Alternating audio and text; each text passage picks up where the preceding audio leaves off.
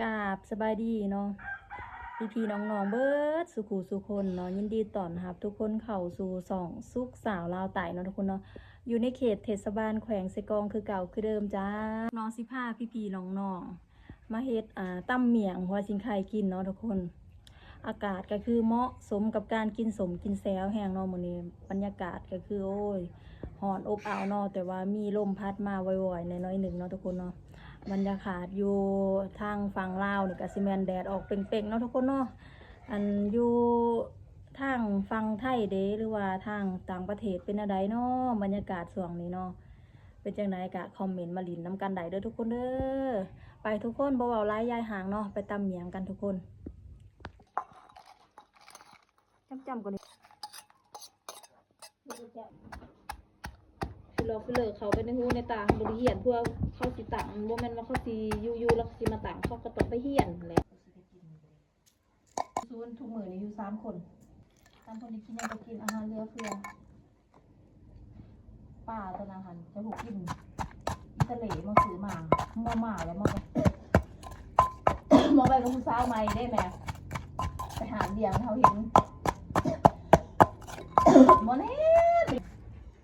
แล้วบอกกันคือสิบอกกับเคลียร์แล้วบอกว่ามึงตะหมาดมึงไปคงส่งคนอะไรมึงวะถอดมาเดินทางเป็นตะแสมแห้งเนาะผักกับกะซิมี่อันนี้เนาะใบย่างเขยเลยนั่งเลิศแล้วก็มากระทิ้นแล้วก็ตัวผู้เนาะทุกคนเนาะแล้วก็มีถอดไข่น้ำเนาะแปลกแต่ว่าแสบเนาะทุกคนเนาะกินกับถอดไข่ไปทุกคนมีถอดนั่งนั่งเด้อ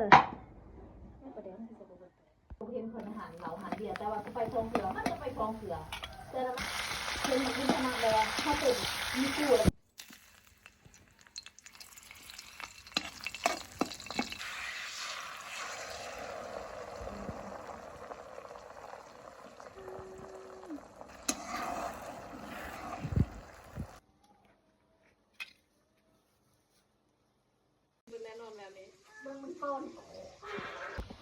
วเด้อพี่น้อ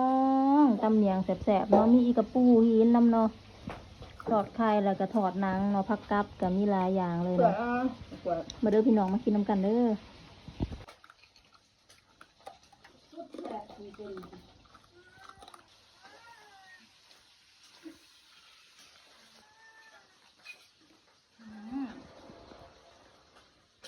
อร่อยใช่ปะ